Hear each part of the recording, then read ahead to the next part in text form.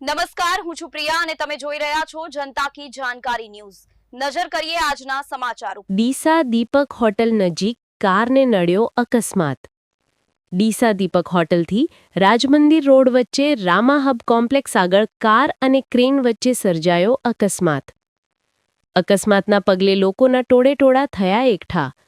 પ્રાપ્ત વિગતો અનુસાર ડીસા હાઈવે પર આવેલ એલિવેટેડ બ્રિજ નીચે દીપક હોટલથી પાલનપુર તરફ જવાના રસ્તા પર સ્વિફ્ટ ડિઝાયર કાર અને રસ્તામાં ઊભેલી ક્રેનને પાછળથી ટક્કર લાગતા સ્વિફ્ટ ડિઝાયર આગળથી ભાગીને ભૂક્કો થઈ ગયેલ।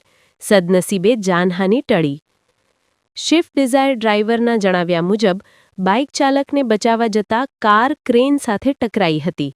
રિપોર્ટ ભરત ઠક્કર, ડીસા, બનાસકાંઠા।